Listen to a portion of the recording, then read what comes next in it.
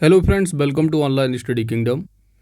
दोस्तों, उत्तर प्रदेश राजस्व लेखपाल की जो नया सिलेबस है आपका ग्राम समाज विकास से संबंधित, अंकित सर की जो बुक है वो पब्लिश कर दी गई है और हम लोग थ्योरी बाई चैप्टर बाई जो है थ्योरी को कवर करने वाले हैं आज की इस वीडियो से।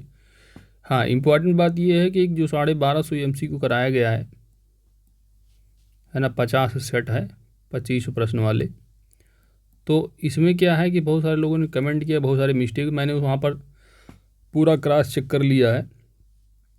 तो 1250 में आपको जो है 6 क्वेश्चन जो है वो, जिसमें कि बुक से ही आपसे 4 क्वेश्चन जो है मिसप्रिंट है और 2 थोड़ा मुझसे मिस्टेक हो गई है।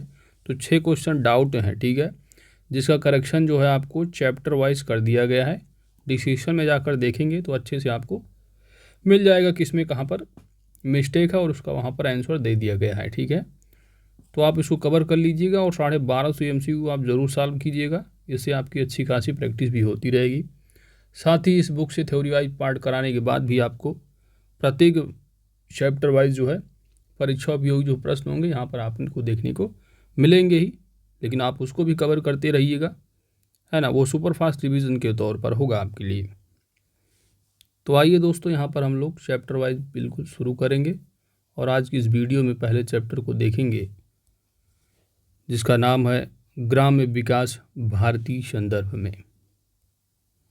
वीडियो स्टार्ट करने से पहले दोस्त आपसे रिक्वेस्ट, यदि आप हमारे चैनल पर नए हैं तो चैनल को आप ज़रूर सब्सक्राइब कर लें, साथ ही नोटिफिकेशन बेल आइकन को आप ज़रूर प्रेस कर लीजिएगा ताकि आने वाली वीडियो की अपडेट्स आप सभी को मिलती रहे।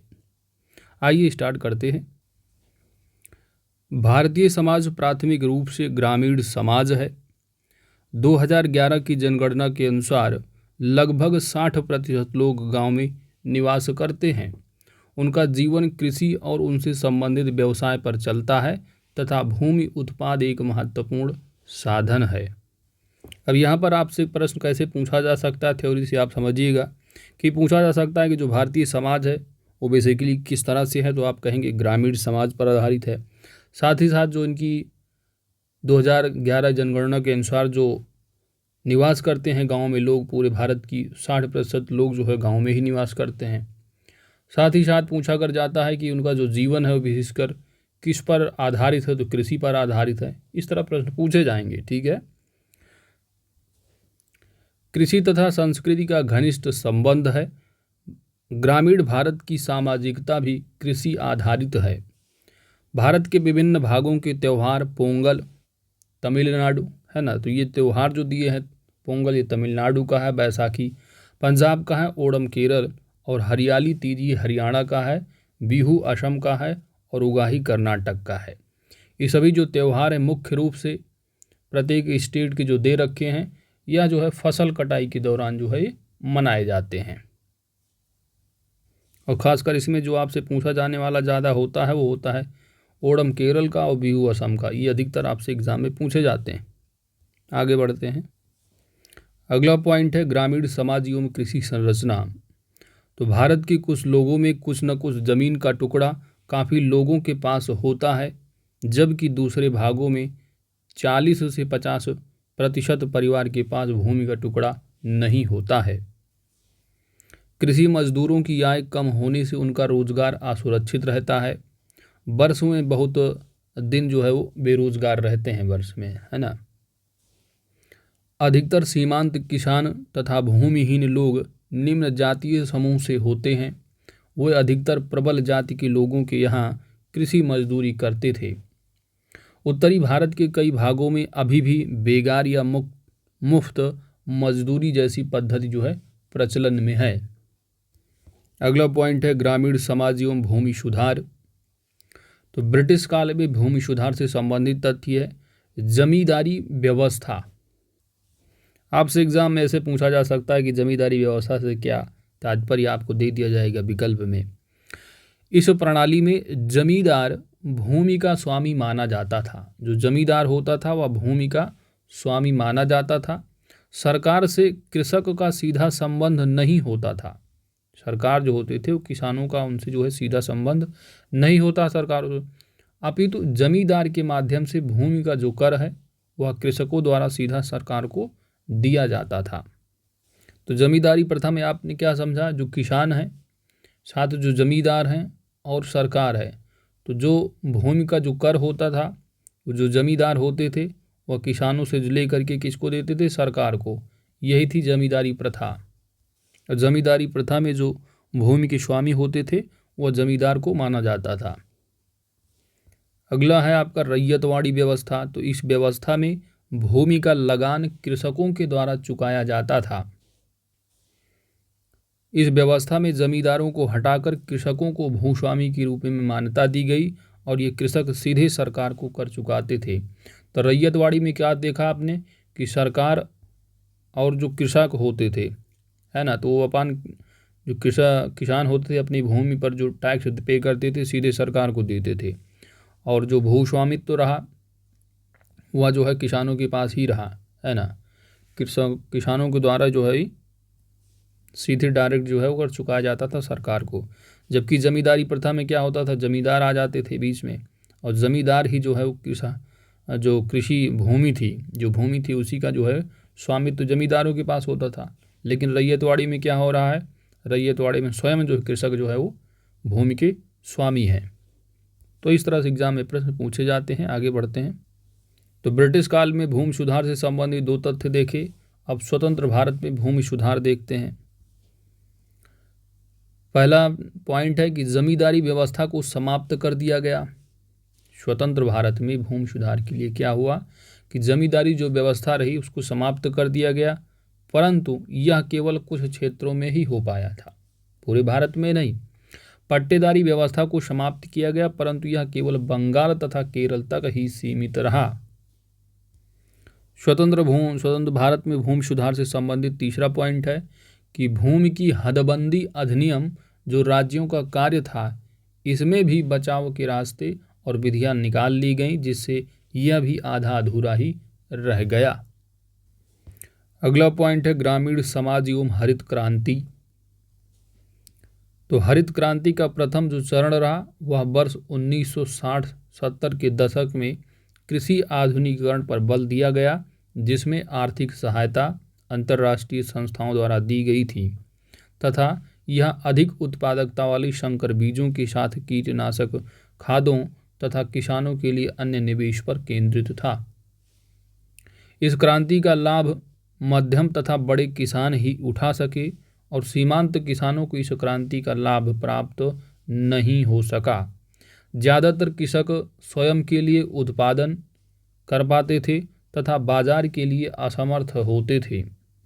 तो हरित क्रांति का जो पहला चरण रहा, यानी पहला जो दशक रहा चरण 60 से 70 के मध्य, क्या रहा कि इसमें जो मध्यम और बड़े किसान इसका लाभ उठा सके थे और इसमें ज़्यादातर जो किसान होते थे वो जितना उत्पादन करते थे उससे ही अपना जो है वो जीवन निर्वाह कर पाते थे और वो मार्केट में जो उत्पादन होता था उसको सेलिंग करने में क्या थे, असमर्थ थे। इतना ही उत्पादन होता था जिससे कि उनका अपना काम चल सके, है ना, अपना खा पी लें, कुछ बेच बाच के अपना खर्चा पर्चा चला लें।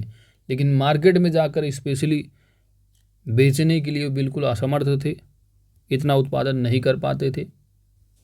हरित क्रांति का मुख्य रूप से गेहूं तथा चावल उत्पादन करने के लिए वाले क्षेत्रों पर ही लक्षित था। तो आपका जो क्वेश्चन बनता है हरित क्रांति से संबंधित, ये बनता है कि हरित क्रांति की शुरुआत कब हुई, साथ ही साथ इससे विशेषकर किन फसलों पर प्रभाव पड़ा था। तो मुख्य रूप से गेहूं और चावल ही रहा। ठीक है, ऑप्शन यहाँ पर इस तरह आपसे बनते हैं प्रश्न। हरित क्रांति कुछ क्षेत्रों जैसे कि पंजाब, पश्चिमी उत्तर प्रदेश, तटीय आंध्र प्रदेश तथा तमिलनाडु के कुछ हिस्सों में प्रभावशाली रही। नई तकनीक द्वारा कृषि उत्पादकता में अत्यधिक बढ़ोतरी हुई। धनी किसान और धनी हो गए तथा भूमिहीन तथा सीमांत भूधारकों की दशा और बिगड़ गई। कृषि मजदूरों की मांग बढ़ गई।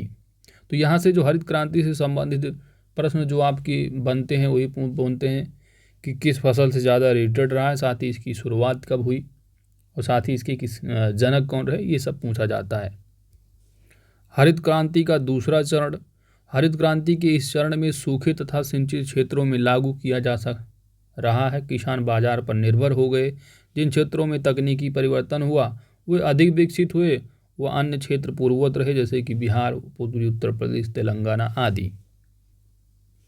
अगला पॉइंट है कि हरित क्रांति के पश्चात ग्रामीण समाज में के परिवर्तन क्या हुए। तो हरित क्रांति के कारण ग्रामीण क्षेत्रों में सामाजिक संबंधों में प्रकृति में अनेक प्रभावशाली रूपांतरण हुए जो कि निम्नलिखित हैं। पहला पॉइंट है कि गहन कृषि के कारण कृषि मजदूरों की वृद्धि हुई। भूस्वामियों एवं किसानों के मध्य पुश्तैनी संबंधों में कमी आई। दिहाड़ी मजदूरों का उदय हुआ। बढ़ते हैं अगले पेज पर।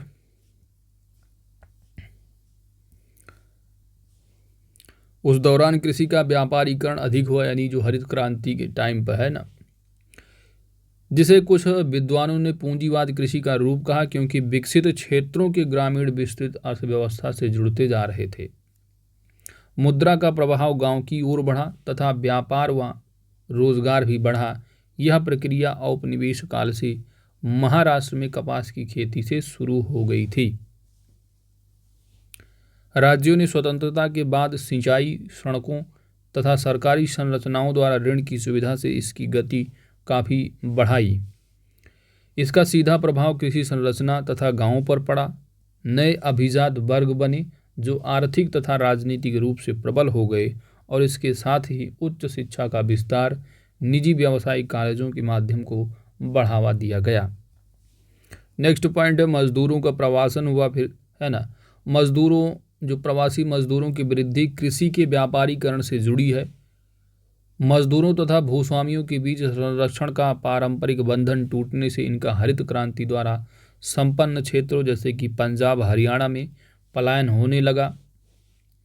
मजदूरों के बड़े पैमाने पर संचार से ग्रामीण समाज दोनों ही भेजने वाले तथा प्राप्त करने वाले क्षेत्रों पर अनेक महत्वपूर्ण प्रभाव पड़े।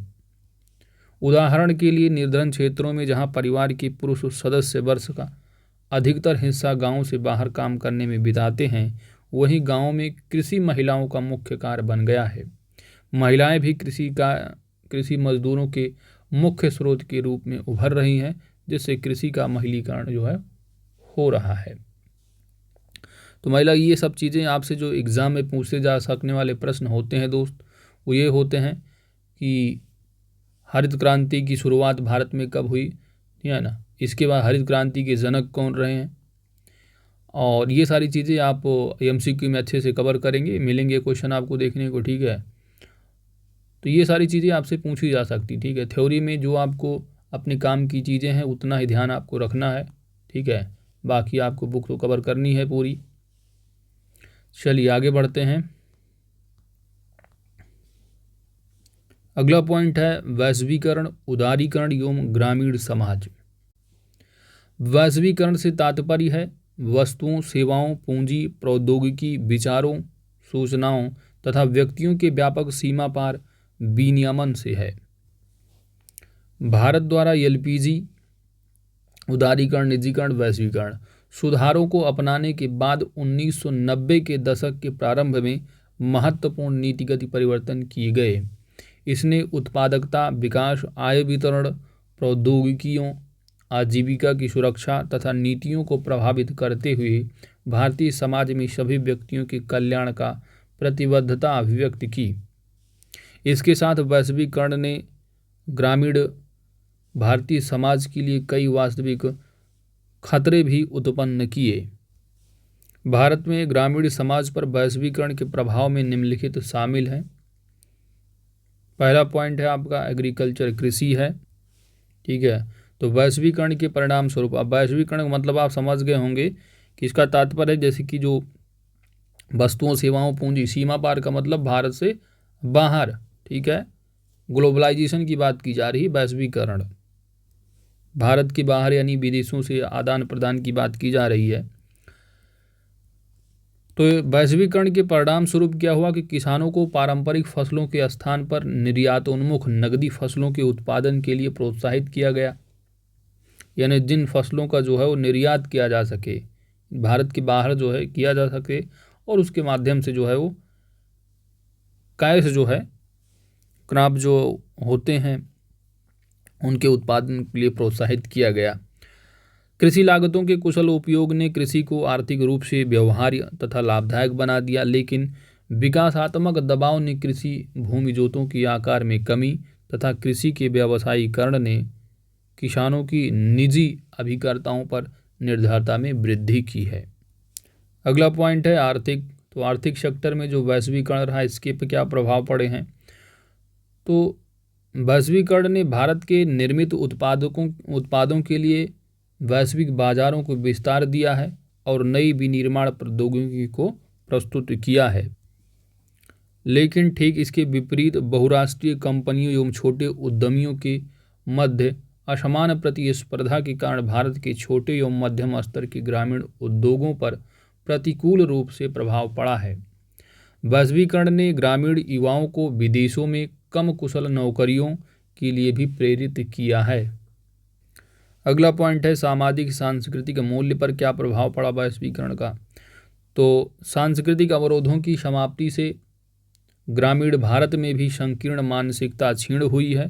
हालांकि इस प्रकार के विचार प्रायः ग्रामीण भारतीय समाज की सामाजिक नैतिकता के साथ संघर्षरत रहते हैं, जिस कारण इससे विवाह, पारिवारिक संरचना तथा भूमि संबंध नकारात्मक रूप से प्रभावित होते हैं।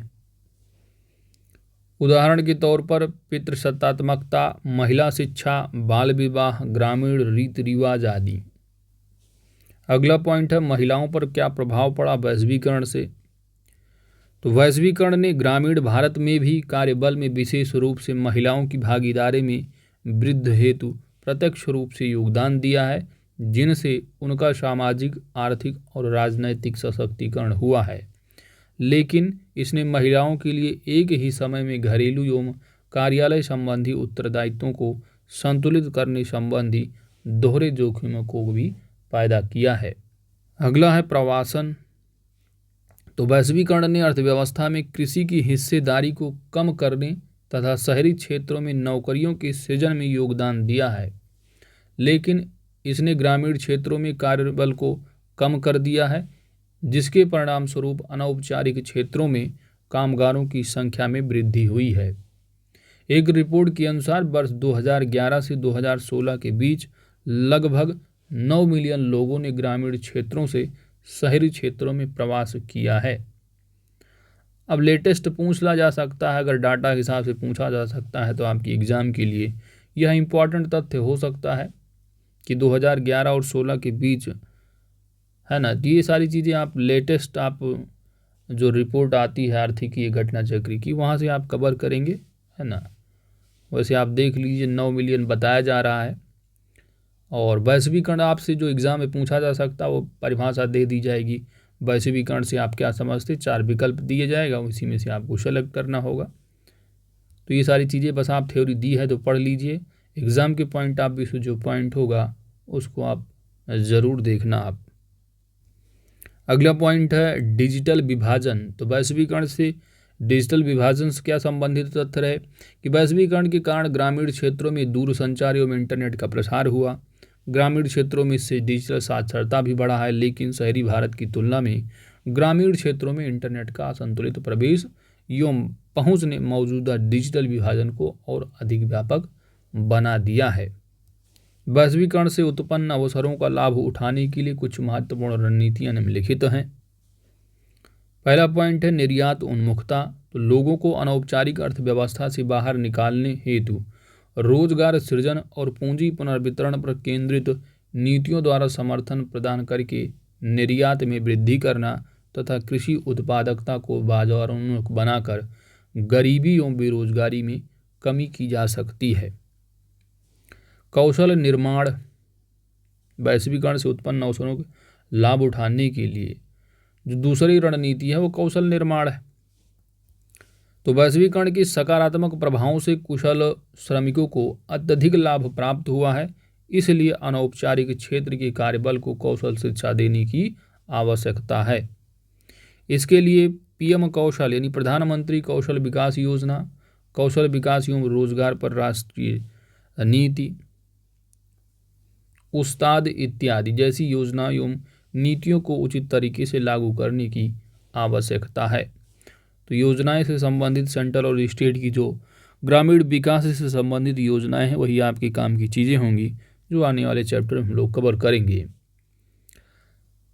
अगला पॉइंट है आपका लघु एवं मध्यम उद्योगों का सुदृढ़ीकरण। तो वैश्विक मूल्य श्रृंखला के साथ एकीकरण के लिए सूक्ष्म, लघु और मध्यम उद्योगों को नीतिगत समर्थन प्रदान कर तथा बाजार में सुदृढ़ स्थिति प्रदान करने के लिए इसे प्रतिस्पर्धात्मक बनाने की ज़रूरत है। तो बस आप देख लीजिए थ्योरी का पार्ट, इसमें कुछ खास इंपॉर्टेंट नहीं एग्जाम के पॉइंट, आप इसी आगे बढ़ते हैं। अगला पॉइंट है अवसंरचनाओं का निर्माण है। तो ग्रामीण क्षेत्रों में सड़क, बिजली, पानी, दूरसंचार एवं इंटरनेट की पहुंच से आर्थिक विकास की प्रक्रिया में तेजी आएगी। इससे ग्रामीण क्षेत्रों में रोजगार पैदा होंगे, अतः इससे ग्रामीण इलाकों से प्रवासन की दर में जो है वो कमी लाई जा सकती है। मानव विकास में वृद्धि करना, शिक्षा, स्वास्थ्य, पोषण, सामाजिक सुरक्षा आदि के अंतर्गत सामाजिक क्षेत्र संबंधी व्यय में वृद्धि की जानी चाहिए। शहरी निवासियों को प्राप्त सुविधाओं को सुलभ बनाने के लिए विकास संबंधी कार्यक्रमों को सार्वभौमिक बनाना जाना चाहिए। आगे बढ़ते हैं। अगला पॉइंट है आपका इसी में कि वैश्वीकरण मुख्यतः प्रवास, व्यापार और वित्तीय प्रवाहों के माध्यम से संपूर्ण विश्व के लोगों, कंपनियों एवं सरकारों के मध्य परस्पर अंतःक्रिया एवं एकीकरण में वृद्धि को संदर्भित करता है। अब यहाँ से आपके प्रश्न ऐसे पूछ से सकते हैं, है ना, विकल्प बना के दे दे, इसी में और विकल्प में इसको डाल दे। तो वैश्वीकरण मुख्यतः प्रवास, व्यापार और वित्तीय प्रवाहों के माध्यम से संपूर्ण विश्व के लोगों, कंपनियों एवं सरकारों के मध्य परस्पर अंतःक्रिया में एकीकरण में वृद्धि को संदर्भित करता है, परंतु आर्थिक पहलू से भिन्न इसके महत्वपूर्ण सांस्कृतिक आयाम भी हैं, जिनका उदाहरणों सहित निम्नलिखित वर्णन किया गया है। तो ये सारी चीज़ें हैं, आप देखते चलिए। जो की पॉइंट होगा एग्जाम के पॉइंट, आप इसमें जो फैक्ट होगा जो पूछा जा सकता है, आप पेन और पेज लेकर के ज़रूर बैठिए। वीडियो अगर देख रहे हैं तभी आपकी काम की चीज़ें हैं, है ना। अगर कथा ही सुनेंगे तो थोड़ा काम आपका लास्ट में आप मगअप नहीं कर पाएंगे। जब एग्ज़ाम के पहले आपको रिवीजन यदि करना है तो आप पेन और पेज लीजिए, जहाँ पर कुछ इंपॉर्टेंट जो फैक्ट हो उसको नोट करते चलिए, तो आपका रिवीजन जो है बहुत आसानी से कर सकें एग्ज़ाम के पहले। तो पारिवारिक संरचना क्या है? तो वैश्वीकरण से भारत में पूर्व में प्रचलित संयुक्त परिवार की संकल्पना को एकल परिवार की संकल्पना में परिवर्तित कर दिया गया। वृद्धाश्रमों की बढ़ती संख्या को प्रायः इस विचार के प्रस्तावकों द्वारा एक साक्ष्य के रूप में उद्धृत किया जाता है। हालांकि यह अभी भी विद्यमान है तथा वास्तव में संस्कृतियों का संस्करण ही हुआ है। हालांकि अन्य लोगों द्वारा आगे तर्क दिए गए हैं कि भारत की नगरीय क्षेत्रों में विधि कारकों के कारण संयुक्त परिवारों की संख्या में वृद्धि जो है संस्कृति के पुनरुद्धार को इंगित करती है। अगला है आपका धर्मनिरपेक्षता। यद्यपि कुछ लोगों ने यह तर्क दिया है कि समाज में धर्मनिरपेक्षतावाद में वृद्धि की प्रवृत्ति देखी जा रही है, परंतु विवाह जैसी प्रथाओं में धार्मिक समारोहों की निरंतरता संस्कृतियों के संकरण की ओर संकेत करते हैं। इसलिए मिश्रण जहाँ धर्म सामाजिक जीवन के कुछ पहलुओं में महत्वपूर्ण हो गया है, वहीं अन्य पहलुओं में इसका महत्व वैश्वीकरण के कारण कम हुआ है। लेकिन ऐसी समरूपता और संकरण के सह अस्तित्व पुनरुत्थानवाद भी मौजूद रहा है। अगला पॉइंट है भाषा और बोलियां। तो भाषा एवं बोलियां। भारत के नगरीय क्षेत्रों में अंग्रेजी भाषा के प्रयोग में कई गुना वृद्धि हुई है। हालांकि अंग्रेजी के बढ़ते प्रयोग के रूप में उद्धत करना एक सीमित दृष्टिकोण होगा। वास्तव में संकरण के उदाहरण के रूप में हिंदी या अंग्रेजी के बजाय हिंग्लिश का प्रचलन बढ़ रहा है। यानी आधी इंग्लिश बोलते हैं और आधी इंग्लिश बोलते हैं लोग, मिक्स करके, दैट इज इंग्लिश। अगला है आपका भोजन या खान पान। तो संपूर्ण देश में मैकडोनाल्ड है, KFC जैसे फास्ट फूड केंद्रों की लोकप्रियता एक समरूपीकरण की प्रवृत्ति की ओर संकेत करती है, परंतु ये भी सत्य है कि विदेशी व्यंजनों को स्थानीय संस्कृति की अनुरूपत तथा भारतीय स्वादानुसार बनाने के लिए संशोधित कर रहे हैं। KFC और मैकडोनाल्ड जैसे विदेशी फूड चैन भी अपने केंद्रों में शाकाहारी एवं विशेष व्यंजनों को थाली में परोस रहे हैं। तो ये सभी जो है वैश्वीकरण से संबंधित जो लाभ हैं वही बताए जा रहे हैं कि भारत के बाहर से भी कंपनियां आ रही हैं, है ना। तो ये विनिमय वगैरह हो रहा, अपना प्रोडक्ट वगैरह इंडिया में बेच रही हैं। तो आप जैसा कि जानते हैं इनकम टैक्स भी पेमेंट करती हैं ना जो भी कंपनियां इंडिया में है फॉरेन की। तो ये सारी चीज़ें हैं वैश्वीकरण से, यही सब लाभ है, ये सब बताया जा रहा है। बस कहानी सुनते चलिए, जो एग्ज़ाम के पॉइंट ऑफ व्यू से इम्पॉर्टेंट पॉइंट होगा उसको मेंशन किया जाएगा जो पूछा जा सकता है। समग्र रूप से वैश्वीकरण एक ऐसी वास्तविकता है जो वर्तमान में अनिवार्य एवं स्थिर बन चुकी है।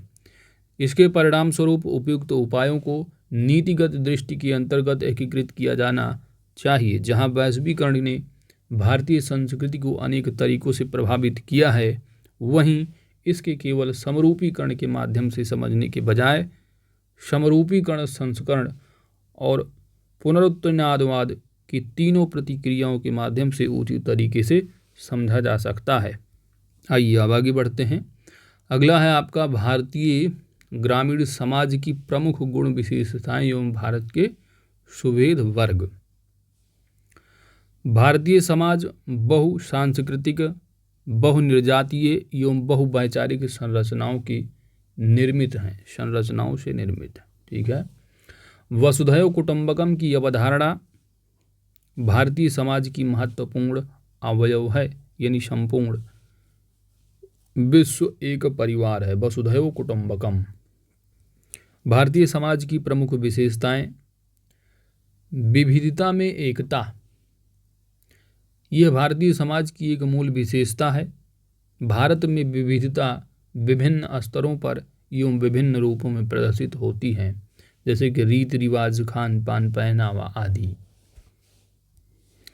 पितृसत्तात्मक समाज, तो भारतीय समाज मुख्य रूप से एक पितृसत्तात्मक समाज है ना। ऐसे की पॉइंट आपसे पूछ लिया जाएगा कि कैसा समाज है, तो आप क्या वहाँ पर चूज करेंगे कि पितृसत्तात्मक समाज है जिसमें पुरुषों को महिलाओं की तुलना में उच्च प्रतिष्ठा प्राप्त है। भारत में कुछ जनजातीय मातृसत्तात्मक समाज हैं जिसमें निर्णय निर्माण में महिलाओं की भूमिका महत्वपूर्ण है। तो एग्ज़ाम में कैसे पूछा जा सकता है? पूछा जा सकता है आपसे ऐसे पूछ लें कि भारतीय निम्नलिखित कथनों में से भारतीय समाज के बारे में कौन सा कथन सत्य है। पहला उसमें दे दें, पहला ऑप्शन दे दें आपसे कि भारतीय समाज मुख्य रूप से एक पितृसत्तात्मक समाज है। ऑप्शन ए में डाल दें। ऑप्शन बी में आपसे पूछ लें कि भारत में कुछ जनजातीय मात्र सत्तात्मक समाज हैं, तो आपका ऑप्शन यहाँ पर सी डाल दें कि ए और बी दोनों, और डी में डाल देना नामदेव। तो आपका ऑप्शन क्या हो जाएगा? सी, है ना, कि पितृसत्तात्मक है और कुछ जनजातियां हैं जिसमें कि मातृसत्तात्मक समाज भी। तो इस तरह से प्रश्न पूछा जा सकता है आपसे। बहुभाषाई समाज, पूरे भारत में लगभग 1700 के आसपास भाषाएं बोली जाती हैं। इनमें प्रमुख भाषाएं हिंदी, तेलुगु, कन्नड़, मलयालम, बंगाली आदि हैं। बहुनिर्जातीय समाज, तो भारत में विविध नस्लीय समूहों के सह अस्तित्व के कारण भारतीय समाज की प्रकृति बहुनिर्जातीय है। भारत में विश्व के लगभग सभी निर्जातीय समूह पाए जाते हैं। रक्त एवं नातेदारी संबंध, तो रक्त संबंध और नातेदारी संबंध अन्य सामाजिक संबंधों की तुलना में अधिक सुदृढ़ होते हैं। वह जीवन के राजनीतिक और आर्थिक पहलुओं को नियंत्रित करते हैं। भारत में विविधता के रूप, तो जैसा कि हम जानते हैं कि भारतीय समाज की विभिन्नता को कई क्षेत्रों में देखा जा सकता है। भारतीय समाज और संस्कृति में हमें अनेक प्रकार की विविधताओं के दर्शन होते हैं, जिनमें धर्म है, जाति है, भाषा, प्रजाति आदि में व्याप्त विभिन्नताओं के द्वारा सरलता से समझा जा सकता है। क्षेत्रीय विविधता भी होती है, तो उत्तर में हिमालय से लेकर के दक्षिण में कन्याकुमारी तक और पूर्व में अरुणाचल प्रदेश से लेकर के पश्चिम में राजस्थान तक अनेक भौगोलिक विविधताएं पाई जाती हैं। कश्मीर में बहुत ठंड है तो दक्षिण में देखेंगे भारतीय क्षेत्र बहुत गर्म होते हैं उस समय। ये भौगोलिक विविधता भारत को प्राकृतिक रूप से मिला उपहार है। भाषाई विविधता भी होती है। तो वर्तमान में भारत में 22 राष्ट्रीय भाषाएं तथा 1700 के आसपास बोलियां पाई जाती हैं। पब्लिक एग्जाम में जो प्रश्न पूछा जा सकता है, यहीं से आपके फैक्ट बन सकते हैं आपके एग्ज़ाम में, तो आप इसको समझ सकते हैं। ये की पॉइंट है आपके एग्ज़ाम के लिए कि वर्तमान में 22 जो है, आप जानते हैं, आप पॉलिटी भी पढ़ते हैं, वहाँ पर भी आप जो आपका पार्ट बनता है, जो पार्ट है यानी भाग 17 में आप देखते हैं आर्टिकल नंबर 343 से लेकर के 351 तक कवर करते हो आप राजभाषा से संबंधित, है ना, जिसमें कि 22 भाषाएं बात की जाती हैं। शेड्यूल कौन सा आता है, तो शेड्यूल नंबर वो 8 है ना, 8वीं अनुसूची, जिसमें कि आप 22 भाषाओं से संबंधित जो प्रोविजन दिए गए हैं, कौन कौन सी भाषाएं हैं, है ना। शुरुआती दौर में संविधान में जो है 14 ही भाषाएं थी, फिर बाद में जो है वो 2 ऐड की गई, फिर 6 ऐड की गई, इस तरह आप देखेंगे 2 और 4 लास्ट में ऐड की गई थी, है ना। तो ये सारी चीज़ें आप पॉलिटी में कवर करेंगे जीके के पॉइंट में। तो आपसे दोस्तों इस तरह के प्रश्न पूछे जा सकते हैं, कितनी भाषाएं हैं, है ना, यहाँ से आपके प्रश्न बनते हैं। बोलियाँ देखेंगे तो लगभग आप ऑप्शन में मिल सकता है लगभग 1700 के आसपास, इस तरह प्रश्न पूछे जा सकते हैं आपसे। बढ़ते हैं अगले पेज पर। भारत में बोली जाने वाली भाषाओं को मुख्य रूप से 4 भाषा परिवारों में बांटा जा सकता है। तो आपके लिए की पॉइंट है एग्जाम के पॉइंट ऑफ व्यू से। पहला दे रखा है आस्ट्रिक परिवार, जिसमें कि संथाल है, मुंडा है। दूसरा है द्रविड़ियन परिवार, जिसमें कि तेलुगु, तमिल, कन्नड़ और मलयालम आती है। साइनो तिब्बतन परिवार में आमतौर पर उत्तर पूर्वी भारत की जो है वो जनजातियां जो है वो बोलती हैं। और इसके बाद आप देखेंगे इंडो यूरोपियन परिवार है। भारत में सबसे अधिक संख्या में बोली जाने वाली भाषाएं व बोलियां इंडो आर्य भाषा परिवार की हैं। आपसे इससे एग्जाम में पूछ लिया जा सकता है कि भारत में सबसे अधिक संख्या में बोली जाने वाली जो भाषाएं हैं, निम्न में से किस परिवार की तरफ, किस परिवार से रिलेटेड भाषाएं हैं, तो आप क्या कहोगे, इंडो आर्य भाषा परिवार। वही आपका ऑप्शन सही होगा। 4 ऑप्शन वहीं दे देंगे, अब इन चारों में से कौन सा होगा सबसे अधिक वाला, तो इंडो यूरोपियन परिवार, आर्य भाषा परिवार, ठीक है। इस तरह आप लगाएंगे सही ऑप्शन। इस तरह आपसे क्वेश्चन पूछे जा सकते हैं। जहाँ एक और पंजाबी सिंधी बोली जाती है, वहीं दूसरी ओर मराठी, कोंकणी, राजस्थानी, गुजराती, मारवाड़ी, बंगाली, गढ़वाली बोली भाषाएं बोली जाती हैं। तो ये प्रश्न, ये जो पॉइंट दे रखे हैं आपके एग्ज़ाम के पॉइंट ऑफ व्यू से, यहाँ से ले करके यहाँ तक आपके ये काम की चीज़ें हैं, है ना। बाकी आप कहानी जो सुने हैं वो उतनी इम्पॉर्टेंट नहीं है, एग्ज़ाम के पॉइंट ऑफ व्यू से इम्पॉर्टेंट फैक्ट हैं ये। प्रजातीय विविधता भी है भारत में। तो भारत को प्रजातियों का अजायब घर, भारत को प्रजातियों का अजायब घर इसलिए कहा गया है क्योंकि यहाँ समय समय पर अनेक बाहरी प्रजातियाँ किसी न किसी रूप में आती रही हैं और उनका एक दूसरे से मिश्रण होता रहा। संसार में मुख्यतः 3 प्रजातियाँ, मुख्यतः कितनी, 3 प्रजातियाँ हैं, दैट इज काके शायड, मंगोलायड और नीग्रायड प्रजातियाँ पाई जाती हैं। यह आप जियोग्राफी में भी पढ़ते होंगे, है ना, प्रजातियों के चैप्टर में, विश्व भूगोल में। तो भारतीय समाज में देखो, ये एग्ज़ाम के पॉइंट ऑफ व्यू से इम्पॉर्टेंट तथ्य हैं। अब आप वीडियो को देख रहे हैं तो मेरे हिसाब से आपको कॉपी ले लीजिए, है ना, और आप एक पेन ले लीजिए। जो इम्पोर्टेंट पॉइंट है उसको एक की पॉइंट में लिखते चलिए, वही आपकी काम की चीज़ें हैं एग्जाम के पॉइंट ऑफ व्यू से। तो भारतीय समाज में शुरू से ही द्रविड़ तथा आर्य प्रजातीय रूप से एक दूसरे से अलग थे। द्रविड़ों में नीग्रायड तथा आर्यों में काकेशायड प्रजातियों की विशेषताएं अधिक मिलती हैं। आज हमें भारत में सभी प्रमुख प्रजातियों के लोग मिल जाते हैं। तो प्रजातियों से संबंधित आपके जो पॉइंट हैं वही पूरी की पूरी इम्पॉर्टेंट है, ठीक है। यहाँ से लेकर के पूरा ये जो तो आपका तथ्य है, खासकर ये इम्पॉर्टेंट है ना। 3 तरह की। ये एग्जाम के पॉइंट है, विषय इंपॉर्टेंट पॉइंट है। आगे बढ़ते हैं। धार्मिक विविधता की बात की जा रही है, तो सिंपल सी बात, धार्मिक विविधता है ही। तो भारत में अनेक धर्मों को मानने वाले लोग रहते हैं। एक समय तक भारत में एक साथ विश्व के कई धर्म फले फूले हैं, जैसे कि हिंदू धर्म, इस्लाम, सिख, बौद्ध, ईसाई, पारसी, यहूदी इत्यादि।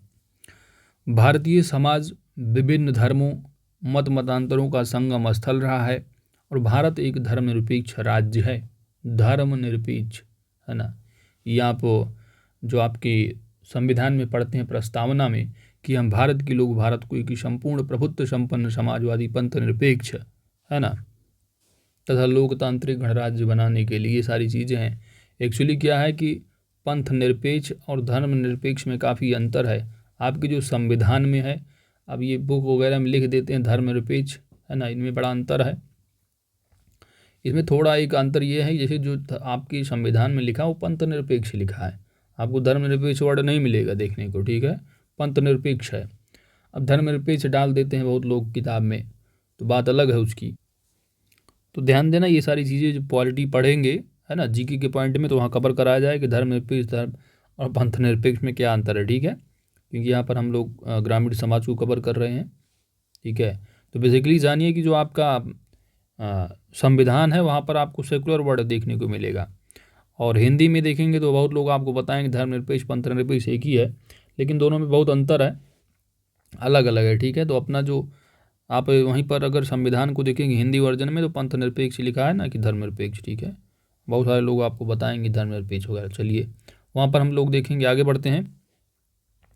जातिगत विविधता है, तो पीपल्स ऑफ इंडिया के अनुसार भारत में लगभग 4635 समुदाय हैं और यह भारतीय संस्कृति की मौलिक विशेषताएं हैं जो कहीं और नहीं पाई जाती हैं।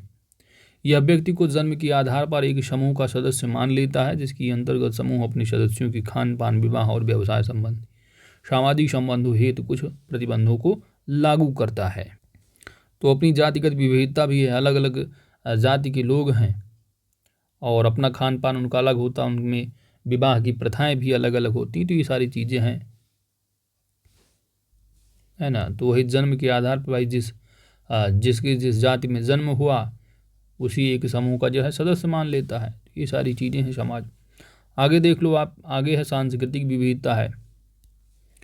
तो भारतीय संस्कृति में हम प्रथाओं, वेशभूषा, रहन सहन, परंपराओं, कलाओं, व्यवहार के ढंग, नैतिक मूल्यों, धर्म, जातियों आदि के रूप में भिन्नताओं को साफ तौर पर देख सकते हैं।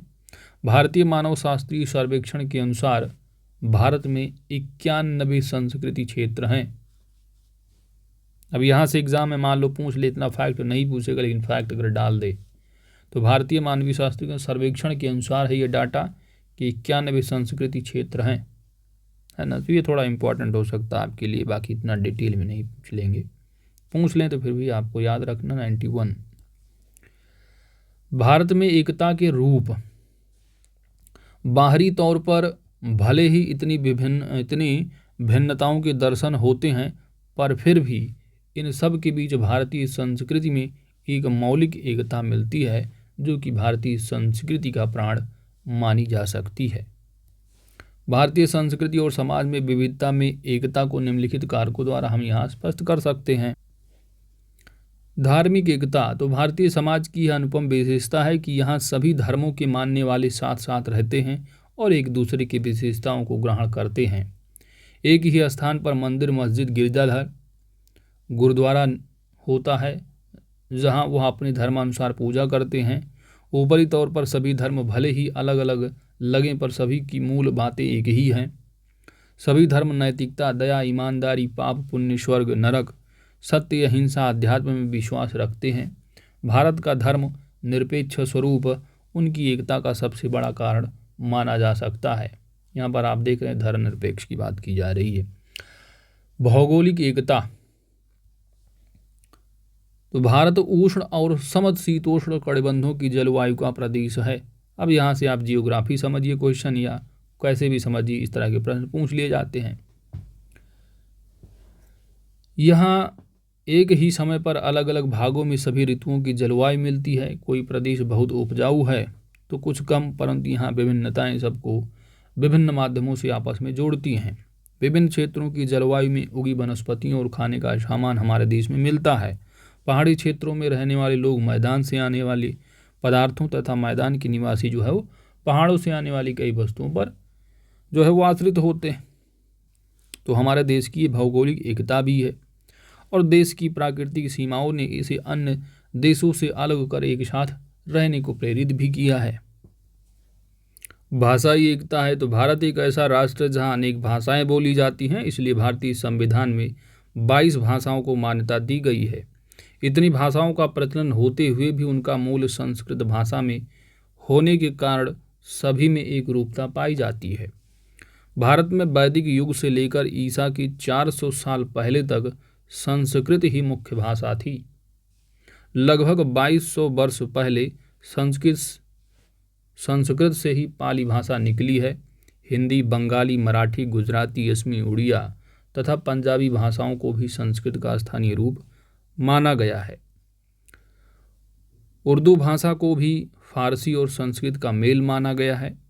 यहाँ का संपूर्ण साहित्य, सामाजिक मूल्य तथा नैतिकता संस्कृत भाषा और संस्कृत साहित्य से ही प्रभावित हैं। भाषा की यही समानता सभी को एक सूत्र में बांधे हुए है। सांस्कृतिक एकता भी है तो भारत के सभी लोग किसी भी संस्कृति धर्म के हों, सभी एक ही रंग में रंग गए हैं। भारतीय शास्त्रीय संगीत पूरे देश में रुचिपूर्वक सुना जाता है। भारतीय कला भी सांस्कृतिक एकता का उदाहरण है।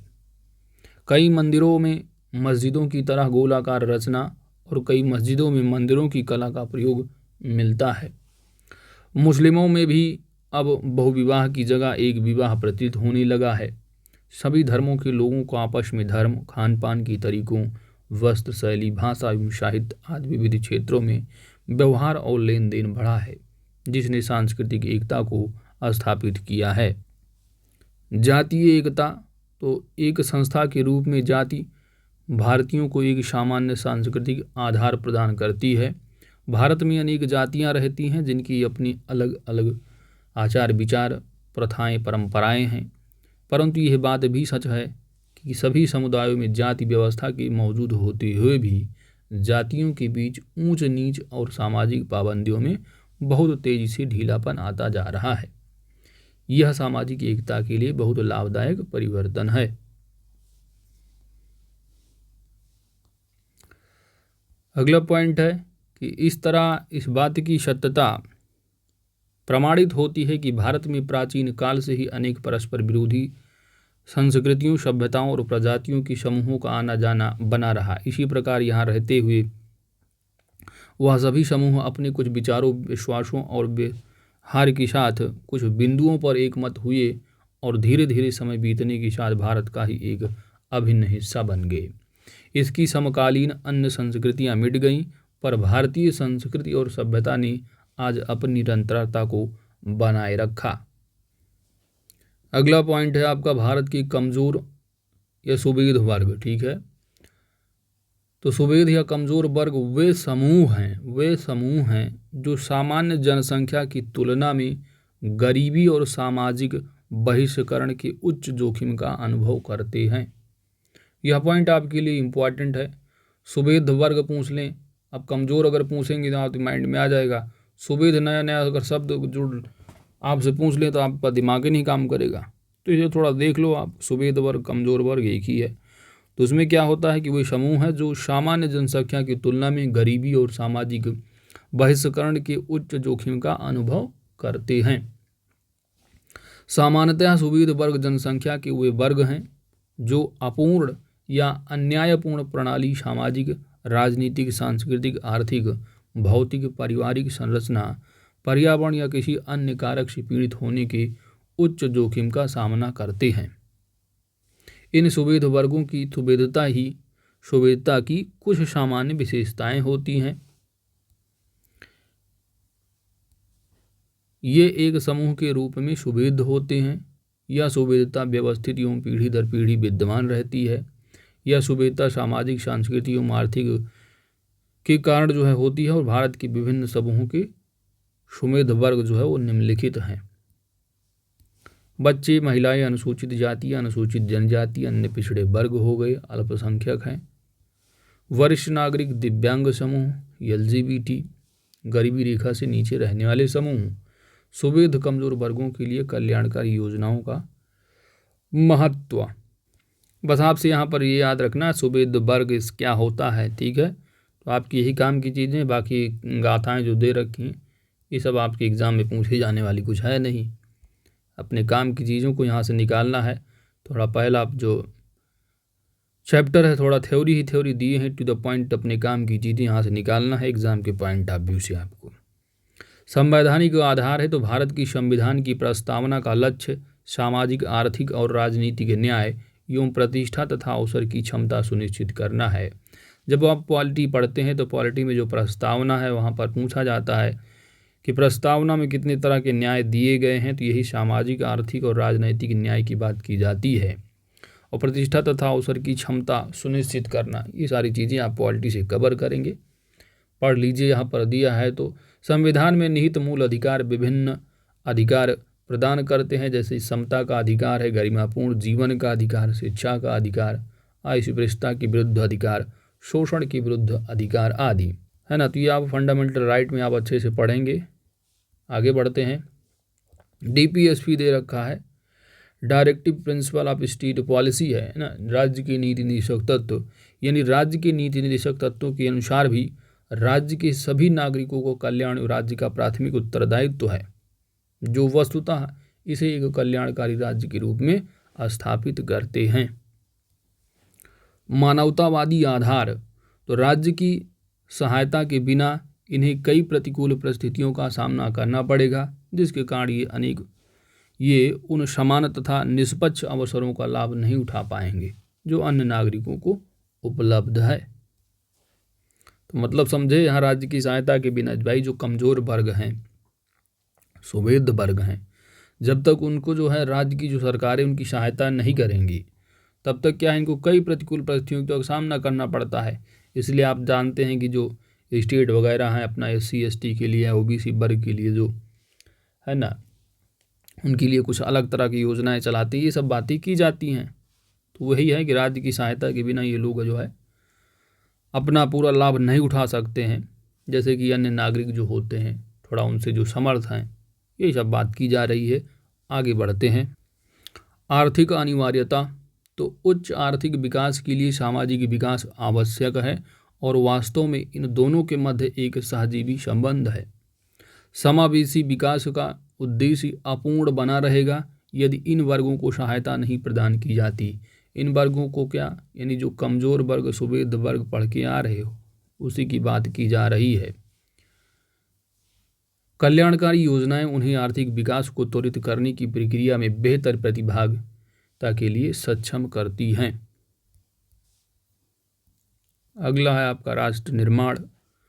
तो अगर ये जो कमज़ोर वर्ग हैं, सुवेद वर्ग हैं, इन वर्गों की अगर उपेक्षा होगी तो ये वर्ग सामाजिक, सांस्कृतिक और राजनीतिक व्यवस्था को एक अन्यायपूर्ण व्यवस्था के रूप में देखेंगे, जो राष्ट्र निर्माण के कार्य और सभी नागरिकों में एकता की भावना उत्पन्न करने में बाधक सिद्ध होगा। आइए आगे बढ़ते हैं।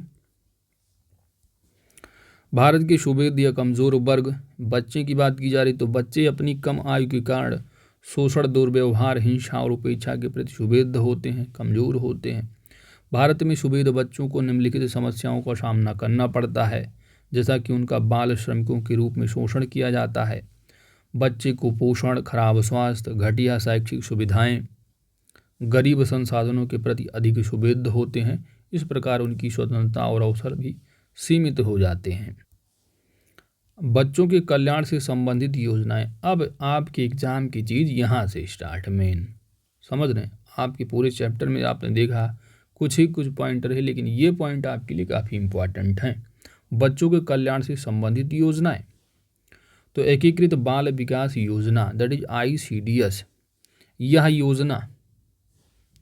योजना 6 सेवाओं का पैकेज प्रदान करती है, जैसे पूरक पोषण, विद्यालय से पूर्व की अनौपचारिक शिक्षा, पोषण और स्वास्थ्य शिक्षा, प्रतिरक्षण है, स्वास्थ्य जांच और रेफरल सेवाएं इसका मुख्य उद्देश्य। 0 से 6 वर्ष आयु वर्ग के बच्चों का सुपोषण और स्वास्थ्य स्थिति में सुधार करना तथा उचित मनोवैज्ञानिक, शारीरिक और सामाजिक विकास की नींव रखना है। तो ये आपके काम की चीज़ है एग्जाम के पॉइंट ऑफ व्यू से। तो याद रखना, ICDS में जो आयु वर्ग के बच्चे हैं 0 से 6 वर्ग के बच्चों की बात की जाती है ना, प्राइमरी स्कूल से पहले। तो ये सारी चीज़ें आप जो योजनाएं हैं ग्रामीण विकास से संबंधित, जो अलग चैप्टर है आपका मिलेगा आपको, जिसमें कि केंद्र और राज्य की बात की जाएगी योजनाओं से संबंधित। ठीक है, अब यहाँ पर दिए हैं तो देखते चलिए आप। सर्व शिक्षा अभियान, आपसे अक्सर एग्जाम में आपने 1250 MCQ साल भी किया होगा, आप मिला होगा सर्व शिक्षा अभियान की शुरुआत कब हुई, ये सारी चीज़ें आपसे पूछी जाती है इस तरह एग्जाम में। तो इस अभियान के माध्यम से भारत ने शिक्षा की अधिकार कानून एवं सार्वभौमिक प्राथमिक शिक्षा कार्यक्रम की प्रतिबद्ध क्रियान्वयन द्वारा बच्चों को स्कूल भेजने के संदर्भ में विश्व में सर्वाधिक प्रगति की है। अगला है मध्याह्न भोजन, that is mid day meal है। यहाँ पर बस आप देख लीजिए, बाकी स्पेशली आप जब पढ़ेंगे योजनाओं से संबंधित ग्रामीण विकास सेंटर स्टेट की, तो वहाँ पर अच्छे से कवर किया जाएगा, कब स्टार्ट हुई, इसका क्या मुख्य उद्देश्य है, अब दिया है, एक बार कवर कर लो आप। मध्याह्न भोजन सरकारी और सरकारी सहायता प्राप्त स्कूलों में बच्चों को संपूर्ण आहार के रूप में दिया जाने वाला दोपहर का भोजन होता है। इसका जो मुख्य उद्देश्य है, स्कूलों में कोई बच्चा भूखा न रहे तथा स्कूलों में नामांकन बढ़े, इसका मुख्य उद्देश्य है मिड डे मील का। राष्ट्रीय बाल श्रम परियोजना, दैट इज NCLP, तो यह श्रम मंत्रालय की एक परियोजना है। इसका मूल उद्देश्य बाल श्रम की सघनता वाले ज्ञात क्षेत्रों से बाल श्रम की व्यापकता को कम करने के लिए बाल मजदूरी से मुक्त कराए गए बच्चों का पुनर्वास करना है। तो देखिए आपकी एग्ज़ाम के पॉइंट ऑफ व्यू से यहाँ से जो पॉइंट स्टार्ट हो रहा ना, ये सभी इम्पॉर्टेंट पॉइंट हैं। मध्याह्न भोजन, फिर राष्ट्रीय बाल श्रम परियोजना है, तो यह श्रम मंत्रालय की परियोजना है ना, तो ये सारी चीज़ें इंपॉर्टेंट है आपकी। अगला है बच्चों से संबंधित, अब रहा महिलाओं से संबंधित। तो महिलाओं से संबंधित क्या चीज़ें हैं कमज़ोर वर्ग, सुवेद वर्ग वालों के लिए। तो भारत परंपरागत रूप से एक पितृसत्तात्मक समाज रहा है और इसलिए महिलाएं चाहे किसी वर्ग, जाति या धर्म से हों, सदैव सामाजिक बंधनों और क्षमताओं से पीड़ित रही हैं। परंपरागत रूप से पुरुष वर्चस्व वाले समाज में महिलाओं की स्थिति में सुधार के लिए कुछ सकारात्मक कदम उठाना आवश्यक है। तो इनसे संबंधित कुछ योजनाएं हैं महिलाओं को। स्वाधार गृह, तो यह जो योजना है वो कठिन परिस्थितियों की शिकार महिलाओं को लक्षित करती हैं और इस योजना के अंतर्गत प्रत्येक जिले में 30 महिलाओं की क्षमता वाली स्वाधार गृह स्थापित किए जाएंगे। दूसरा है महिलाओं संबंधित मजबूत करने के लिए इनको क्या है कि कामकाजी महिलाओं का छात्रावास। तो भारत सरकार ने रोजगार में महिलाओं की गतिशीलता बढ़ाने के लिए 1972-73 में कामकाजी महिला छात्रावास योजना प्रारंभ की थी और इस योजना का उद्देश्य महिलाओं के लिए सुरक्षित और सुगम्य आवास को उपलब्धता को बढ़ावा देना है। सभी पॉइंट आपके लिए इम्पॉर्टेंट हैं। अगला है वन स्टॉप केंद्र योजना, तो यह केंद्र द्वारा प्रायोजित योजना है जिसे महिला बाल विकास मंत्रालय द्वारा महिलाओं के सशक्तिकरण हेतु राष्ट्रीय मिशन की अम्ब्रेला योजना के अंतर्गत प्रतिपादित किया गया है। इन केंद्रों को पूरे देश में निजी और सार्वजनिक स्थलों पर हिंसा पीड़ित महिलाओं को एक छत के नीचे एकीकृत सहायता एवं सहयोग प्रदान करने के लिए स्थापित किया गया है। वन स्टॉप केंद्र योजना। तीसरा है भाई सुवेद वर्ग, कमजोर वर्ग वालों में जो अनुसूचित जातियां हैं, अनुसूचित जनजातियां और अन्य पिछड़ा वर्ग। तो सरकार अपने कुछ नागरिकों को उनकी सामाजिक आर्थिक दशा के आधार पर अनुसूचित जाति, अनुसूचित जनजाति तथा अन्य पिछड़ा वर्ग में विभाजित करती है। अनुसूचित जातियां, तो ये वे जातियां होती हैं जिन्हें संविधान के अनुच्छेद 341 में निहित प्रावधानों के अंतर्गत अनुसूचित जाति के रूप में अधिसूचित किया गया है। अनुसूचित जनजातियां हैं शेड्यूल्ड ट्राइब। तो भारतीय संविधान का जो अनुच्छेद 366 उसमें कहा गया है कि अनुसूचित जनजातियों को ऐसी जनजातियों और जनजातीय समुदायों के रूप में परिभाषित करता है जिन्हें संविधान के प्रयोजनों के लिए अनुच्छेद 342 के अधीन अनुसूचित जातियां समझा जाता है। तो जो भी संविधान में जो भी जनजातियां दी गई हैं, लिस्टेड है ना 342 में, वो एसटी के तहत आती है। इसके लिए आप SC/ST कमीशन भी जानते हैं। अब आर्टिकल जब पढ़ेंगे पॉलिटी, तो 338 AB है ना, 338 आपका SC का है, 338 आप देखेंगे ST का है, OBC का भी एक कमीशन बन गया है 338B। तो ये सारी चीज़ें आप पॉलिटी में देखेंगे। आगे बढ़ते हैं। इन शब्दाओं की जो विशेषताएं हैं निम्नलिखित हैं कि भौगोलिक पृथक्करण होता है, आदिम विशिष्टताएं हैं, विभिन्न इनकी अलग प्रकार की संस्कृति है, आर्थिक पिछड़ापन, मुख्य धारा से संपर्क में अभिरुचि। तो ये सारी बातें हैं, जो योजनाएं ये बताई गई, ये इंपॉर्टेंट है, आपकी काम की चीज़ें हैं। ठीक है। SC/ST और OBC से संबंधित कुछ परियोजनाएं हैं। तो नागरिक अधिकारों का संरक्षण अधिनियम, नागरिक अधिकारों का संरक्षण अधिनियम है ना, ये कब का है ये भी याद रखो, आप एग्जाम में पूछ लिया जाता है आपसे ईयर वगैरह। तो 1955 तथा अनुसूचित जाति अनुसूचित जनजाति अत्याचार निवारण अधिनियम कब का है, तो ये भी याद रखो, है ना। 1989 के क्रियान्वयन हेतु केंद्र द्वारा प्रायोजित जो योजनाएं हैं, पहला जैसे कि स्टैंड अप इंडिया योजना, तो यह योजना प्रति बैंक कम से कम एक अनुसूचित जाति और एक अनुसूचित जनजाति के ऋणी तथा कम से कम एक महिला ऋणी को हरित क्षेत्र उपक्रम की स्थापना के लिए 10 लाख से 1 करोड़ रुपए तक के बैंक ऋण की सुविधा प्रदान करती है। तो ये है स्टैंड अप इंडिया योजना, है ना। एक तो ऐसे आदमी गरीब होता है, SC/ST OBC जो गरीब है, अब ये लोन कैसे वहाँ ऋण की सुविधा पास होती है, प्रैक्टिकली आप जानते ही हो। अब दिया है तो पढ़ लो, बाकी प्रैक्टिकली क्या है आज आप समझते हो। तो 10 लाख से लेकर 1 करोड़ तक की बात की जाती है। तो याद रखना है स्टैंड अप इंडिया योजना के तहत क्या अमाउंट है, ये आपकी काम की चीज़ें हैं एग्ज़ाम के पॉइंट ऑफ व्यू से।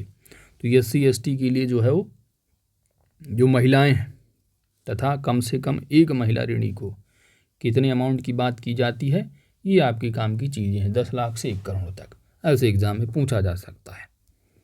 अगला है प्रधानमंत्री आदर्श ग्राम योजना। तो केंद्र सरकार द्वारा प्रायोजित यह योजना का क्रियान्वयन 50% से अधिक अनुसूचित जाति आबादी के संकेंद्रण वाले अनुसूचित जाति बाहुल्य गांव के एकीकृत विकास हेतु किया जा रहा है। वन बंधु कल्याण योजना, तो आदिवासी मामलों के मंत्रालय ने आदिवासियों के कल्याण के लिए वन बंधु कल्याण योजना प्रारंभ की है। ठीक है, तो वन से आप लगा लोगे वन मानुष करके कुछ ऐसे, ठीक है, तो आदिवासी हो जाएंगे। इस तरह थोड़ा दिमाग में लगाना, मंत्रालय के याद रखना, आदिवासी मामलों के मंत्रालय की बात की जाती है, इसी के तहत यह योजना है। तो ऐसे ही आपसे एग्जाम में पूछे जाने वाले शब्द होते हैं कि जो योजना है किससे संबंधित है, किस मंत्रालय के अधीन है ना, इसका क्या उद्देश्य है, ये सब पूछा जाता है। तो इसका मुख्य उद्देश्य है जनजातीय लोगों की आवश्यकताओं आधारित तथा परिणाम उन्मुख समग्र विकास के लिए सक्षम वातावरण निर्मित करना। एकलव्य आदर्श आवासीय विद्यालय, तो अनुसूचित जनजाति के शिक्षार्थियों के लिए एकलव्य आदर्श आवासीय विद्यालयों की स्थापना की गई है और ये जवाहर नवोदय विद्यालय, कस्तूरबा गांधी बालिका विद्यालय तथा केंद्रीय विद्यालयों के समकक्ष हैं। अगला है आपका सक्षम योजना। यह लक्षित समूह के पिछड़े वर्ग से संबंधित युवा पेशेवरों के लिए सावधि ऋण के अंतर्गत एक विशेष योजना है और प्रति सामार्थी ऋण की अधिकतम जो राशि है वह 10 लाख रुपए है। अगला पॉइंट है दिव्यांगजन से संबंधित। तो दिव्यांग व्यक्तियों के अधिकारों पर संयुक्त राष्ट्र घोषणा, तो कोई भी व्यक्ति जो स्वयं पूर्णतः या आंशिक रूप से किसी सामान्य व्यक्ति या सामाजिक जीवन की आवश्यकताओं को जन्मजात या गैर जन्मजात शारीरिक या मानसिक अक्षमताओं के कारण सुनिश्चित करने में असमर्थ है, तो उसे विकलांग व्यक्ति के रूप में वर्णित किया जा सकता है। लगभग 1/3 विकलांग जनसंख्या में जन्म से ही विकलांगता है। तो जो टोटल विकलांग की पॉपुलेशन है, टोटल पॉपुलेशन में देखेंगे तो 1/3 जो है वो किस में आते हैं, वो है जन्म से ही विकलांगता होती है। है ना, जन्म से ही पैदा होती क्या है, विकलांग होते हैं 1/3, बाकी जो 2/3 बचता है वो जन्म के बाद जो है विकलांगता की कंडीशन में होते हैं। विश्व भर में विकलांगता और समय पूर्व मृत्यु के 10 प्रमुख कारणों में से 5 मानसिकता विकलांगता के कारण हैं। अब दिव्यांग जनों से संबंधित क्या क्या योजनाएं हैं, तो एक है सुगम्य भारत अभियान। तो सामाजिक न्याय और अधिकारिता मंत्रालयों ने सार्वभौमिक पहुंच प्रदान करने के लिए इस अभियान की शुरुआत की है, जो दिव्यांग लोगों को समान अवसर प्रदान करने और स्वतंत्र रूप से रहने एवं एक समावेशी समाज में जीवन की सभी पक्षों में पूरी तरह से भाग लेने में सक्षम बनाता है। अब सुगम्य भारत अभियान किसके लिए पूछ लिया जा सकता है ना, तो दिव्यांगजनों से संबंधित योजना है ये, इस तरह आपको याद रखना है। और ये सामाजिक न्याय और अधिकारिता मंत्रालय की अधीन योजना है। अगला पॉइंट है दीनदयाल दिव्यांग पुनर्वास योजना। तो इस योजना का मुख्य उद्देश्य है समान अवसरों, निष्पक्षता, सामाजिक न्याय, दिव्यांगजनों के सशक्तिकरण को सुनिश्चित करने के लिए एक सक्षम वातावरण का निर्माण करना है। नेक्स्ट पॉइंट है कि दिव्यांग व्यक्तियों के लिए आवश्यक उपकरणों, यंत्रों की खरीद फिटिंग की बात की जा रही है। तो इस योजना का जो मुख्य उद्देश्य है ज़रूरतमंद जो दिव्यांग व्यक्ति हैं इनको टिकाऊ, परिष्कृत तथा वैज्ञानिक रूप से निर्मित आधुनिक तथा मानक सहायक उपकरण तथा यंत्र प्राप्त कर पाने में सहायता करना है।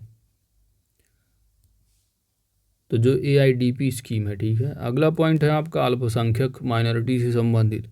तो भारतीय संविधान में कहीं भी अल्पसंख्यक शब्द को परिभाषित नहीं किया गया है ना। तो आप जानते हैं जैसे कि बजट पूछा जाता है कि बजट मेंशन है, तो बिल्कुल नहीं मेंशन है। लेकिन अक्सर एग्जाम में आपसे एक और शब्द पूछ लिया जाता है कैबिनेट, तो कैबिनेट शब्द मेंशन है आपके आर्टिकल नंबर 74। ये सब पॉलिटी में आप कवर करेंगे। तो यहाँ पर क्या है कि भारतीय संविधान में कहीं भी अल्पसंख्यक शब्द को परिभाषित नहीं किया गया है, किंतु केवल कुछ अनुच्छेदों दर्ज 29, 30 और 350A और 350B में इसका उल्लेख किया गया है। अनुच्छेद 30 में 2 श्रेणियों की अल्पसंख्यकों की चर्चा है, धार्मिक तथा भाषाई, जबकि आर्टिकल 350 में भाषाई अल्पसंख्यकों के बारे में चर्चा की गई है। भारत में कुल जनसंख्या 19.3% जनसंख्या है वो अल्पसंख्यकों की है, और भारत सरकार द्वारा मान्यता प्राप्त कुछ 6 अल्पसंख्यक समुदाय हैं जो कि निम्नलिखित, जैसे कि मुस्लिम हो जाएंगे, सिख, ईसाई, बौद्ध, जैन, पारसी इत्यादि, जो जिनकी माइनॉरिटी यानी कम संख्या में होंगे वही होंगे अल्पसंख्यक में, सिंपल सी बात, ठीक है। अगला है अल्पसंख्यकों के कल्याण के लिए कुछ योजनाएं, इनको भी आप देख लो कि प्रधानमंत्री जन विकास कार्यक्रम है, जिसके उद्देश्य हैं कि अल्पसंख्यक समुदायों की शिक्षा, स्वास्थ्य और कौशल विकास के क्षेत्र में बेहतर सामाजिक आर्थिक अवसंरचना प्रदान करना।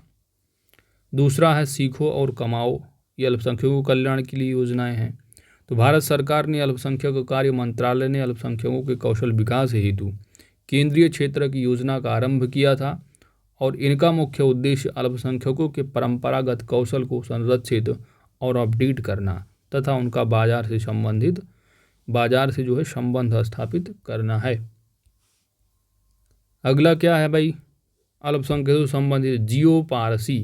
तो इस योजना का मुख्य उद्देश्य है वैज्ञानिक दृष्टिकोण अपनाकर तथा संरक्षित हस्तक्षेप के माध्यम से जो पारसी समुदाय हैं उनकी जनसंख्या में कमी की प्रवृत्ति को बदलना, पारसी समुदाय की जनसंख्या को स्थिरता प्रदान करना तथा भारत में पारसी जनसंख्या में वृद्धि करना है जियो पारसी जो योजना है। उस्ताद, तो उस्ताद भी अल्पसंख्यकों से ही संबंधित है। इस योजना के अंतर्गत क्या है कि अल्पसंख्यकों की परंपरागत पैतृक कला या शिल्प के संरक्षण के लिए प्रशिक्षण प्रदान करना है। अगली जो योजना है वो है हमारी धरोहर। तो इस योजना का लक्ष्य है भारतीय संस्कृति के संदर्भ में अल्पसंख्यक समुदायों की समृद्ध विरासत को संरक्षित करना है हमारी धरोहर के तहत। अगला है 5 नंबर आपका है वरिष्ठ नागरिक और वृद्ध लोग। तो भारत का कोई भी नागरिक जिसने 60 या उससे अधिक वर्ष की आयु प्राप्त कर ली है तो वह जो है वरिष्ठ नागरिक की श्रेणी में आता है, 60 वर्ष या उससे अधिक है तो। और वृद्धों के बीच सुवेधता, उनमें रुग्ण और विकलांगता की अधिकता पति पत्नी, बच्चों और परिवार के अन्य छोटे सदस्यों पर अधिक निर्भरता के कारण होता है। अगला पॉइंट है वरिष्ठ नागरिकों से संबंधित भी कल्याणकारी योजनाएं हैं। क्या है? तो पीएम वय वंदन योजना।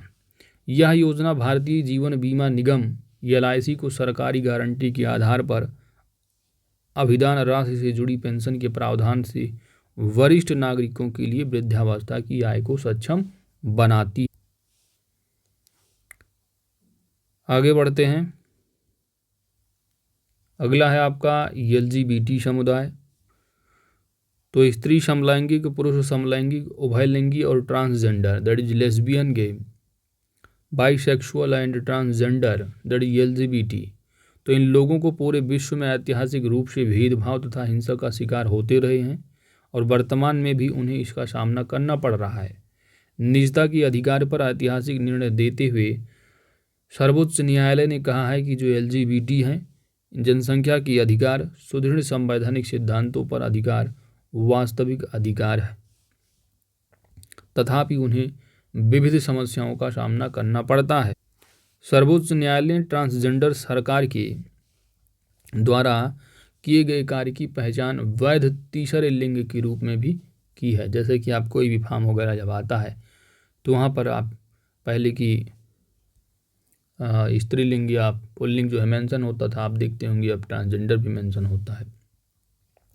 तो एलजीबीटी समुदायों के अधिकारों को संरक्षण प्रदान करने के लिए संसद में ट्रांसजेंडर व्यक्ति अधिकार संरक्षण विधेयक 2016 पेश किया गया। एग्जाम में आपसे पूछ लिया जा सकता है, मान लो कि एलजीबीटी समुदायों के अधिकारों को संरक्षण प्रदान करने के लिए संसद में ट्रांसजेंडर व्यक्ति जो ये बिल है वो कब पेश किया गया था, है ना। तो इस तरह पूछा जा सकता है। तो दोस्तों इस तरह आपने पूरा थ्योरी के पार्ट आपने कवर कर लिया।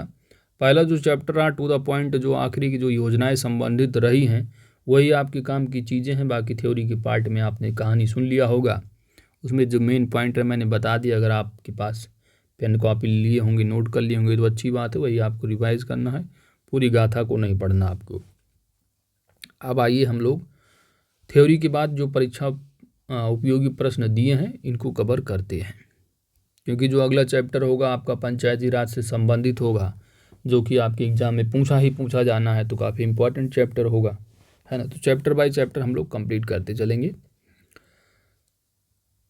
पहला प्रश्न है दोस्तों कि जाति व्यवस्था को राम राज्य के लिए सबसे घातक किसने माना था।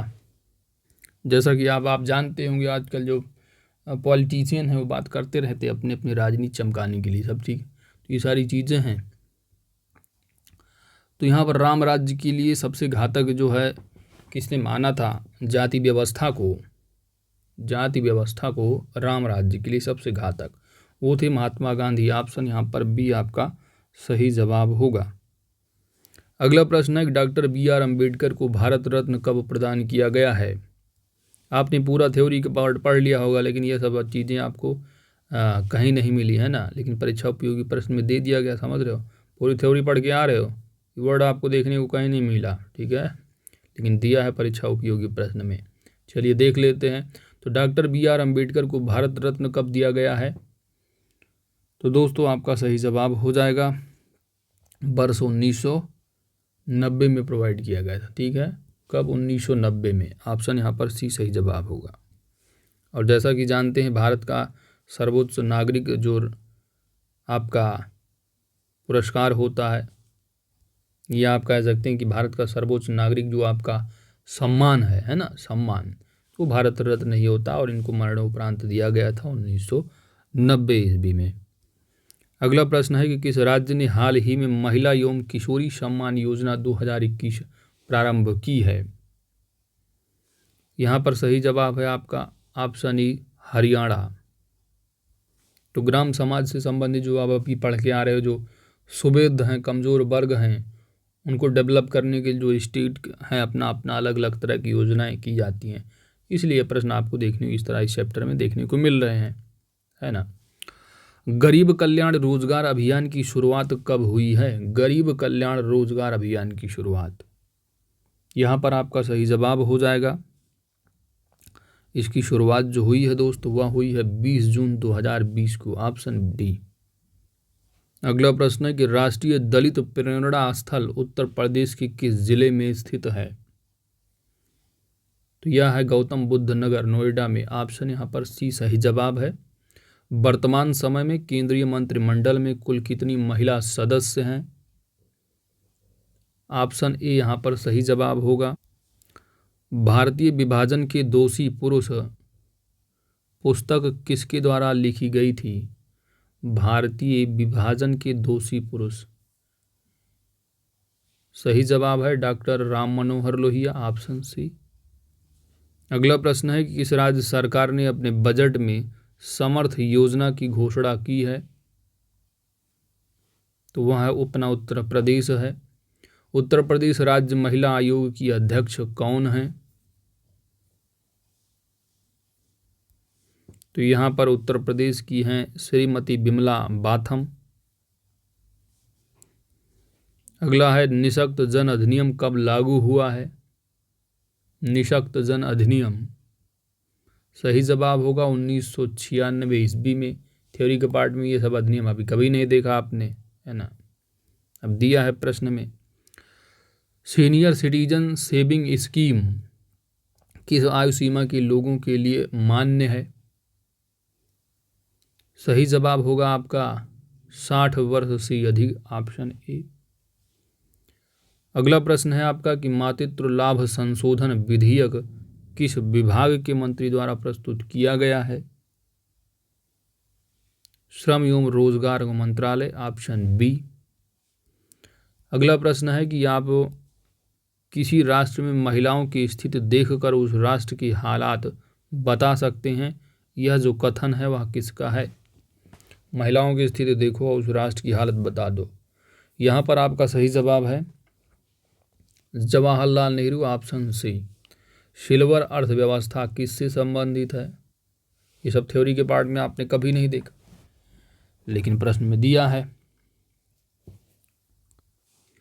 तो ये विशेषकर बुजुर्ग और वरिष्ठ नागरिक से संबंधित है ना, कि भारत में बढ़ती हुई जो बुजुर्ग आबादी को देखते हुए तथा कोविड के बाद बुजुर्गों की देखभाल के लिए मजबूत जो इकोसिस्टम है उसको बनाने की आवश्यकता है, और देश की बुजुर्ग आबादी ही जो है वो सिल्वर अर्थव्यवस्था की श्रेणी में आती है। क्राइम इन इंडिया रिपोर्ट कौन जारी करता है? आपका सही जवाब है राष्ट्रीय अपराध रिकॉर्ड ब्यूरो, आप क्या कहते हो, NCRB। अगला है आपका विश्व विकलांगता दिवस शब्द कब मनाया जाता है? विश्व विकलांगता दिवस, सही जवाब है आपका 3 दिसंबर, ऑप्शन बी। वर्ष 2021 में अंतर्राष्ट्रीय बालिका दिवस की थीम क्या थी? Digital generation our generation, option A. Next है कि अनुसूचित जातियों के संदर्भ में इनमें से कौन सी संवैधानिक व्यवस्थाएं हैं? तो यह चीज़ें आप पढ़ के आ रहे हो। शिक्षा संबंधी सुविधाएं हैं, विधानमंडल और पंचायत में उचित प्रतिनिधित्व भी करते हैं, SC/ST की सीटें भी आ जाते हैं, आप जानते हैं। इसके बाद अस्पृश्यता अपराध अधिनियम 1955 जो अभी पढ़ के आ रहे हो, तो ये सारी चीज़ें जो हैं। ऑप्शन यहाँ पर डी सही जवाब है। अगला प्रश्न है कि इनमें से क्या एक आंगनबाड़ी केंद्र में उपलब्ध कराई जाने वाली सुविधा नहीं है? इनमें से क्या एक आंगनबाड़ी में कौन सी सुविधा नहीं है दोस्त? तो वहाँ सुविधा है आपकी 15 से 45 वर्ष की आयु की पुरुष महिलाओं के लिए पोषण, है ना। ये बिल्कुल गलत है। मंडल आयोग की अध्यक्षता किसने की है? यहाँ पर यह है बिंदेश्वरी राज, ऑप्शन सी। उपयुक्त विकल्पों में महिला सशक्तिकरण का सही अर्थ कौन सा विकल्प बताता है? महिला सशक्तिकरण, तो महिलाओं की आध्यात्मिक शक्ति में वृद्धि करना है। राजनीतिक और आर्थिक न्याय की बात की ही जाती है, शक्ति इस तरह की, ठीक है। उपयुक्त सभी, ऑप्शन डी आपका सही जवाब होगा। भारत में शैक्षणिक क्षेत्र के सभी पहलुओं की जांच करने हेतु किस आयोग का गठन किया गया है? तो ये है कोठारी आयोग, ऑप्शन ई सही जवाब है। साथ ही साथ यहाँ पर सरकारी आयोग दिया जो कि अक्सर एग्जाम में आपसे पूछा जाता है। तो केंद्र राज्य सरकार की बात, केंद्र राज्य संबंध से संबंधित है ये आयोग, ठीक है। अक्सर एग्जाम में आपसे पूछा जाता है। तो यहाँ पर आपका सही जवाब ऑप्शन ए है। वर्तमान में केंद्रीय सामाजिक न्याय एवं अधिकारिता मंत्री कौन है? आपका सही जवाब होगा दोस्त डॉक्टर वीरेंद्र कुमार। अगला है जीएसटी काउंसिल की अध्यक्षता कौन करता है? काउंसिल की अध्यक्षता की बात की जा रही है तो ये भारत के जो वित्त मंत्री हैं वर्तमान में, जैसे कि निर्मला सीतारमण है।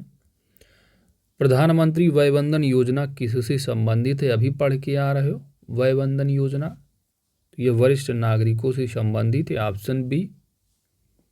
अगला है आपका, यहाँ पर देखो जमींदारी जो व्यवस्था रही रैयतवाड़ी है ना, ये संबंधित यहाँ पर पूछा जा रहा है।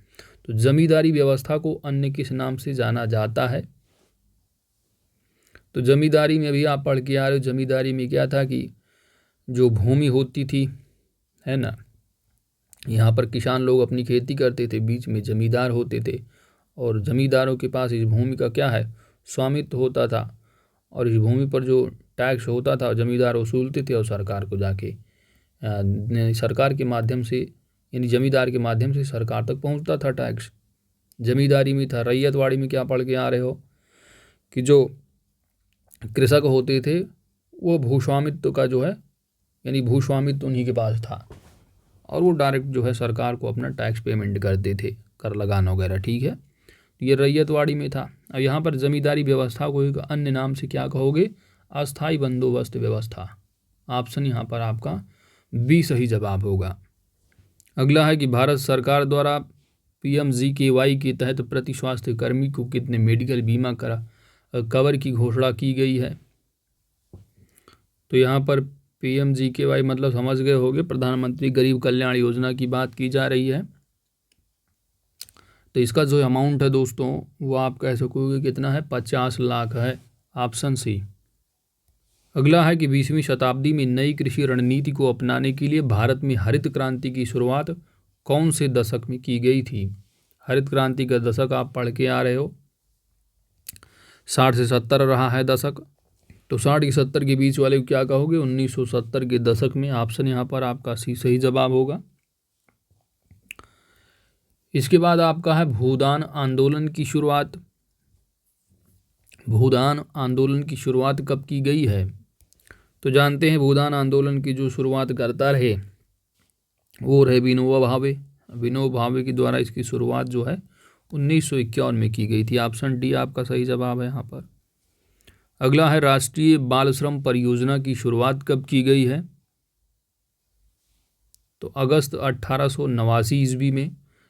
अगला प्रश्न है सर्व शिक्षा अभियान एक व्यापक कार्यक्रम के तहत प्राप्त करना चाहता है, तो वो है सार्वभौमिकता प्राथमिक शिक्षा। ऑप्शन यहाँ पर सी सही जवाब है। अगला है कि वर्तमान में भारतीय संविधान की जो 8वीं अनुसूची है उसमें कुल कितनी भाषाओं को सम्मिलित किया गया है? तो अभी आप पढ़ कर के भी आ रहे हो थ्योरी में। ऑप्शन यहाँ पर डी सही जवाब है, 22 भाषाएं हैं। इसके बाद है सत्य शोधक समाज। ये थ्योरी के पार्ट में आप चैप्टर में कवर ही नहीं किए हो, हिस्ट्री से संबंधित है ना, हिस्ट्री से संबंधित प्रश्न आप यहाँ पर आपने देखा होगा। सत्य समाज की स्थापना था, है ना, आपने सत्य शोधक समाज पढ़ा होगा, लेकिन किसने स्थापना की थ्योरी के पार्ट में ये पढ़ के नहीं आ रहे हो, नहीं मिला होगा आपको। जो भी कवर करके आ रहे हैं थ्योरी पहले चैप्टर में, वहाँ ज्योतिबा फुले नहीं था लेकिन सत्य शोधक समाज था। ये हिस्ट्री में आप पढ़े होंगे। तो इसकी स्थापना जो है ज्योतिबा फुले के द्वारा की गई थी और ये कब की गई थी, टाइम पीरियड पूछा जा रहा है। आपका सही जवाब हो जाएगा दोस्त 24 सितंबर 1873। अगला है वन स्टॉप केंद्र योजना किससे संबंधित है? तो इसको अभी पढ़ के आ रहे हो आप, महिलाओं से संबंधित है। केंद्रीय मंत्रिमंडल ने नई यूरिया नीति 2015 को मंजूरी कब दी है? तो थ्योरी के पार्ट में बिल्कुल नहीं कवर किया इससे संबंधित तथ्य को। यहाँ पर आपका सही जवाब हो जाएगा 13 मई 2015 को, ऑप्शन सी। अगला प्रश्न है कि भारतीय मानव शास्त्रीय सर्वेक्षण के अनुसार भारत में कितनी संस्कृति क्षेत्र है? देखो हमने कहा ना एग्जाम में पूछा सा सकता संस्कृति क्षेत्र, तो संस्कृति क्षेत्र पूछ लिया प्रश्न बना के इन्होंने 91 कर दिया है, ठीक है। यही पढ़ के आ रहे हो अभी थ्योरी के पॉइंट में आप, ठीक है। अगला प्रश्न पूछा जा रहा है दोस्तों, ये है प्रधानमंत्री KVY, ठीक है, प्रधानमंत्री कौशल विकास योजना है ये। अच्छा, यही पूर्ण रूप ही पूछा है, ठीक है। तो आपका यहाँ पर हो जाएगा ऑप्शन ए। 38 नंबर प्रश्न है कि जिस समिति की सिफारिश के आधार पर अन्य पिछड़ा वर्ग को 27% आरक्षण दिया गया है वह किसकी अध्यक्षता में गठित हुई थी? तो यहाँ पर आपका सही जवाब होगा बीपी मंडल कमेटी रही, ठीक है। एमडीएम है, मिड डे मील कार्यक्रम का मुख्य उद्देश्य क्या है? तो इसका मुख्य जो उद्देश्य है कि जो बच्चे आते थे, है ना, कि बच्चे स्कूल में आएँ, साथ ही साथ उनका जो एनरोलमेंट जो ग्रास इनरोलमेंट रेशियो है वो भी बढ़े, नामांकन में वृद्धि हो और पोषण स्तर को बढ़ाना ही है। तो ये सभी की सभी जो रहे, ऑप्शन यहाँ पर डी सही जवाब है। पंडित दीनदयाल उपाध्याय ग्रामोद्योग योजना के तहत कितने रुपए तक का ऋण का प्रावधान किया गया है? तो मैक्सिमम अमाउंट कितना है? 30 लाख रुपए। अनुसूचित जनजाति के शिक्षार्थियों के लिए किस आवासीय विद्यालय की स्थापना की गई है? तो यह है एकलव्य आदर्श आवासीय विद्यालय, यह भी पढ़ के आ रहे हो आप थ्योरी में। वनबंधु कल्याण योजना है ना, ये किस मंत्रालय के जानते हो? वनबंधु यानी जो आदिवासी रहे हैं, और ये जो मंत्रालय होगा सीधी सी बात कौन सा मंत्रालय हो जाएगा? आदिवासी मामलों के मंत्रालय। ये थ्योरी के पार्ट में कवर करके आ रहे हो अभी। मुख्यमंत्री आवास योजना को लागू करने का निर्णय कब लिया गया है? तो इसका जो निर्णय लिया गया थ्योरी के पार्ट में बिल्कुल नहीं कवर किए हो, अब क्वेश्चन बनाया गया है तो इसका आंसर आप समझ लो। मुख्यमंत्री जो आवास योजना है दोस्त, इसकी शुरुआत जो है 30 जनवरी 2018 को किया गया है, ठीक है। अगला है आपका निम्न में से कौन सी योजनाओं को प्रधानमंत्री गरीब कल्याण योजना 2020 के तहत रखा गया है?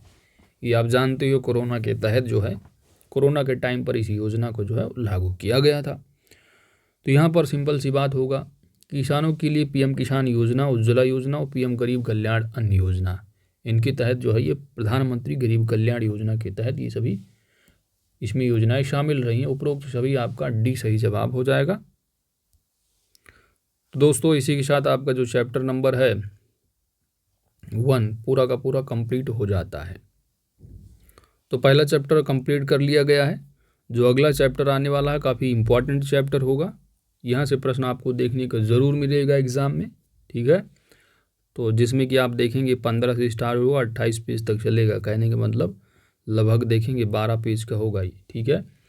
तो ये इसको जबर कवर कर लिया जाएगा आने वाले लेक्चर में, ठीक है। इसी तरह हम लोग चैप्टर पूरा कंप्लीट करते चलेंगे दोस्त, है ना।